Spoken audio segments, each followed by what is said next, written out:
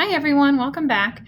I wanted to give you a second video this week just to do a quick overview of close reading. So later in the year, we'll be going through this presentation and we're really going to dive deeply into close reading. But for now, I posted this close read cheat sheet in Schoology. So I want you to use this as you do your close reads of both works for this week. So Four Skinny Trees by Sandra Cisneros and The Rose That Grew from Concrete by Tupac. And in class, I modeled the close read for you already, and I also worked on this particular example with a small group. So I'm going to go over this, and this is my version of a close read, and then we're going to compare it to the 6 steps. So we're going to go through each step one by one, and then I'm going to show you what I did on mine.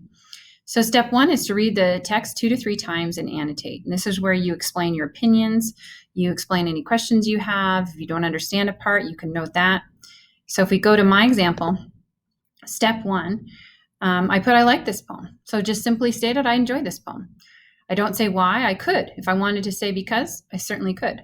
I also put, I wonder why Tupac chose the rose and not another flower. And then I also put, I love this image, proving nature's law is wrong. It learned to walk without having feet.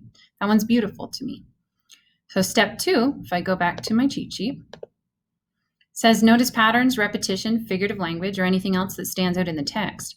And I did put a figurative language cheat sheet for you in Schoology, so you can certainly use that if it helps. But back to my example, imagery is used in this poem. Tupac uses repetition in the lines, the rose that grew from concrete, and it learned to.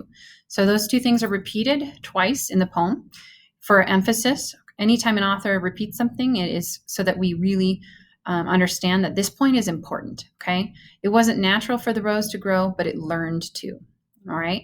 And the imagery is important too, and imagery is definitely used to show, not tell. And so that brings us to step 3. So let's go back to step 3. Ask the purpose of the patterns language used, okay? It says, for example, the author uses a metaphor to compare blank to blank because, and we talked in class about how this whole poem could be considered a metaphor. But if we go back to the poem, I wrote here, Tupac uses imagery to show, not tell. It makes it interesting for entertainment value. Repetition is used to make the point stronger, okay? Step 4, come back to step 4, which is to underline words we don't understand, okay? So underline anything we don't understand. And we put, as a class, nature's law. What in the world is nature's law, all right? So that was what we did for step 4. And then step 5 says to define nature's law. So define anything you don't know. Go to dictionary.com, look it up online in general, look it up in a dictionary if you have one at home. So number 5, nature's law is a reference to what is normal. It is normal for a rose to grow in soil. It isn't normal for a rose to grow in concrete. Okay, and then the last step for our close read is to put the whole poem in your own words. And this is the most challenging step, but if you can do this, then you certainly understand it.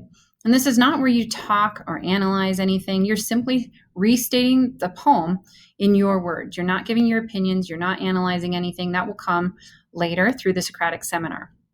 So this is my example. Have you heard about the tulip that grew in the sidewalk?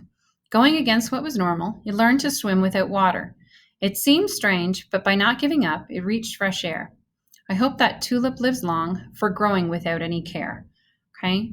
So that's the 6 steps. Obviously, you'd want to do this with more time. You'd also want to read the text several times in each step. So in steps 1 and 2, you should be reading the text a few times. So definitely enjoy this and go through each step, and it will help you better prepare yourself for the Socratic seminar. I look forward to seeing you all soon.